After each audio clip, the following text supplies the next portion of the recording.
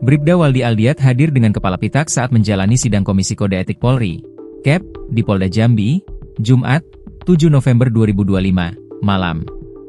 Pitak-pitak di kepala Waldi, 22, terlihat jelas saat duduk di kursi sidang di Polda Jambi.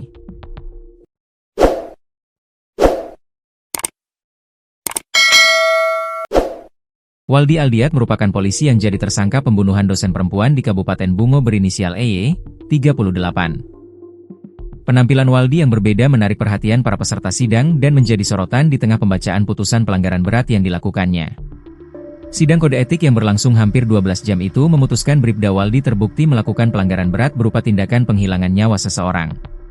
Atas perbuatannya, Bribda Waldi Aldiat dijatuhi sanksi pemberhentian tidak dengan hormat, PTDH, dari Dinas Kepolisian alias dipecat.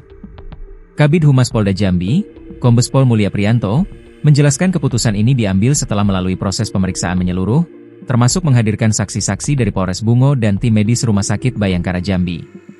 Tindakan penghilangan nyawa seseorang yang dilakukan oleh Bribda Waldi merupakan perilaku pelanggaran tercela. Karena itu, sidang memutuskan pemberhentian tidak dengan hormat, ujar Mulya Priyanto. Dalam ruang sidang, Waldi Aldiat tampak tenang meski tampil berbeda dengan rambut yang digundul sebagian hingga tampak pitak.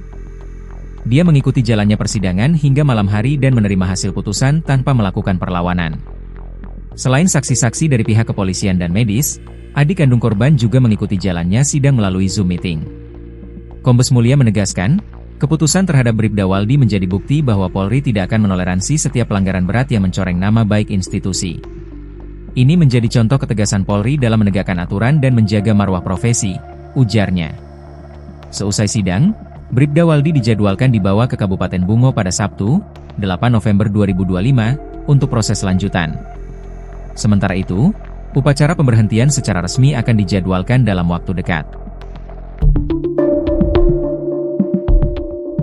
Polisi masih melakukan penyelidikan terhadap dugaan adanya tersangka selain Bribda Waldi Aldiat, W, 22, pada kasus pembunuhan EY, 37, dosen IAK Seti Setio Muara Bungo.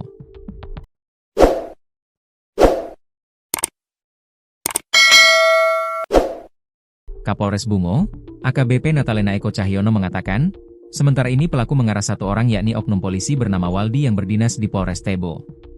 Kami masih melakukan pendalaman, penyelidikan, walaupun baru kita tetapkan satu tersangka, ujarnya.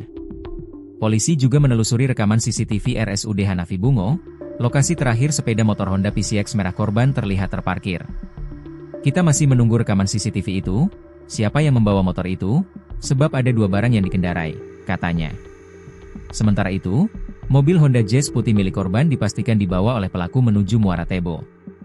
Pengakuan pelaku, mobil itu dia yang membawanya, tambahnya.